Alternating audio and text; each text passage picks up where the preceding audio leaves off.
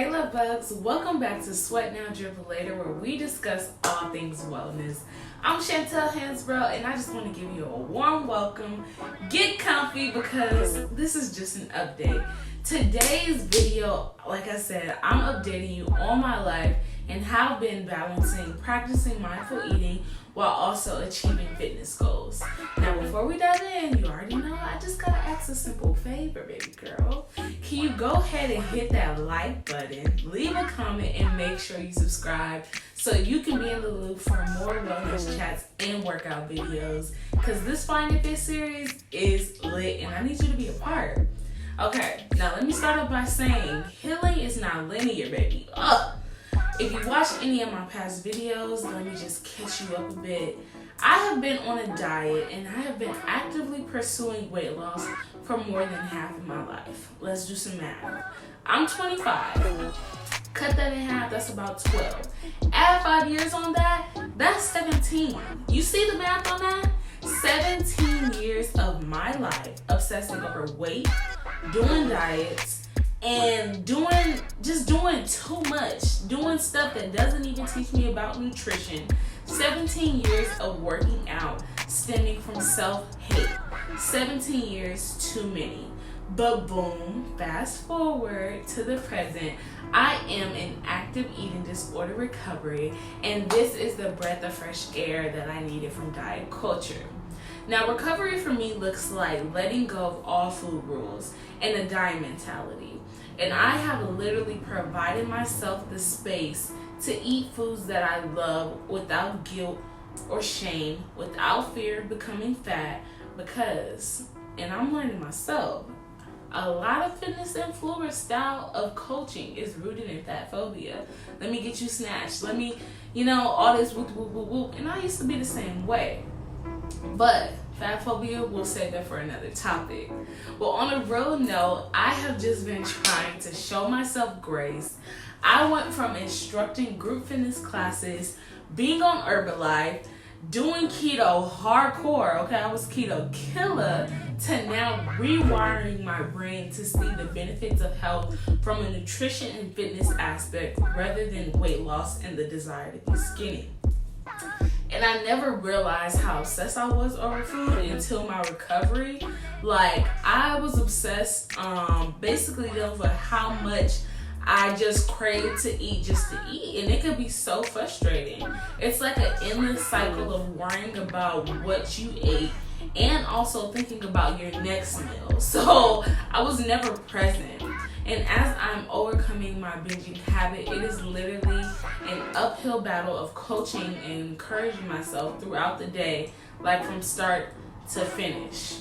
Recovery is undoing years of psychological damage. Like, sometimes I think I'm crazy, y'all, but I know so many people are dealing with this transition, so I'm glad to know that I'm not alone and you're not alone either. We're here together. Welcome to the Wellness Chat. There are days though when I look back at old pictures of myself when I was smaller and I miss that body. But God is good, y'all. And He has just been allowing me to grieve my past. Like, you have the space to grieve your past, but you have to understand that past no longer serves you. And I just seen this post on Instagram. It said recovery is not about weight restoration.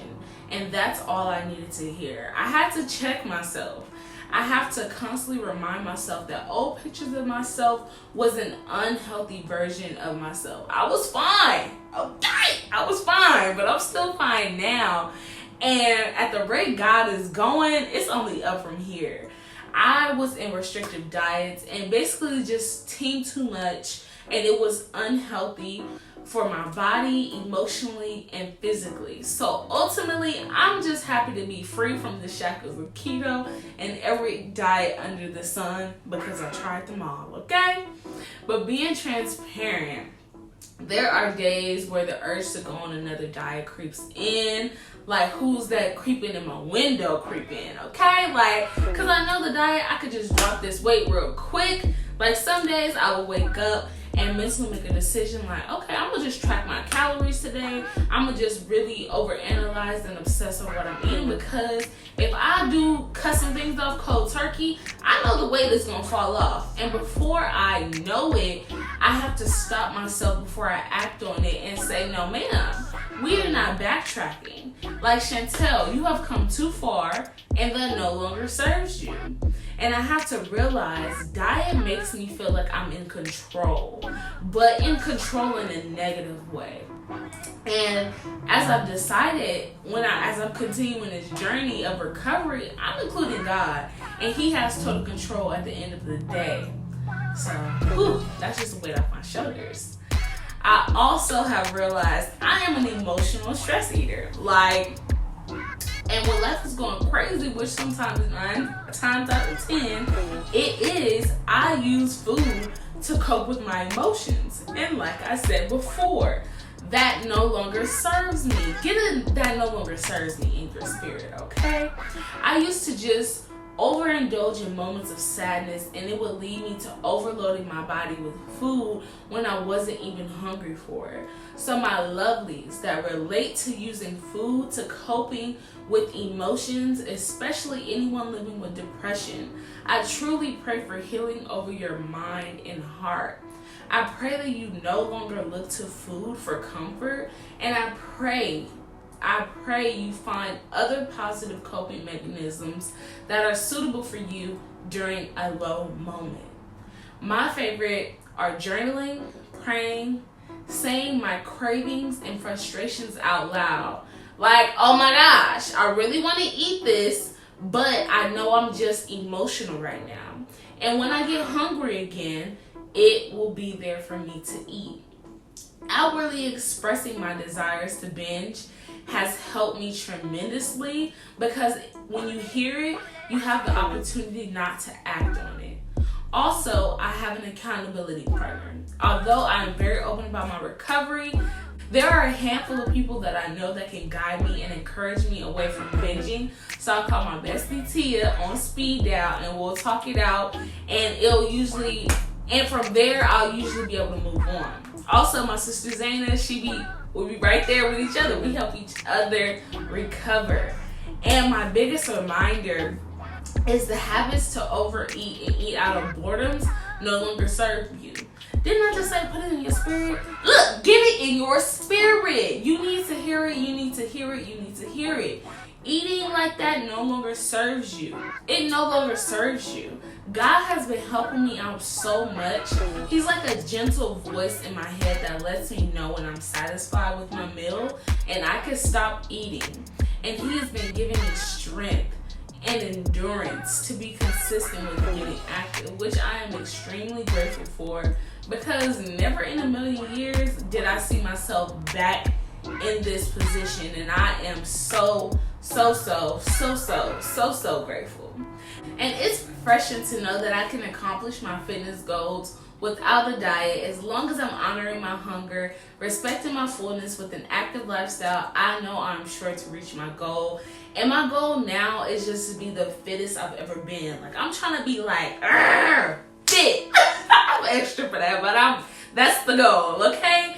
It's not to be skinny. I don't have a specific weight goal in mind. I just want to be transformed completely in health, okay? And if you're an OG to my channel, you know that I used to faithfully hashtag road to 199.9. I was doing any and everything to see that number on the scale, and every time I saw something different, I was devastated and heartbroken. That's why I'm remembering that this journey is not all about weight loss. A number on the scale cannot define your worth, my worth. This journey is about accepting and embracing who you are and seeing yourself the way God sees you, baby. Okay? So make sure you take that with you. That's just a little update. Thank you so much for sitting and chatting with me on my update on my recovery, and I pray that you got something out of this. I pray God moves in your life so that you can get the recovery you need. Be sure to like, comment, and subscribe. I'm praying for your healing and peace of mind on your journey. And remember, baby girl, healing is not linear. So show yourself some grace and compassion. I love you. Until next time, love bugs.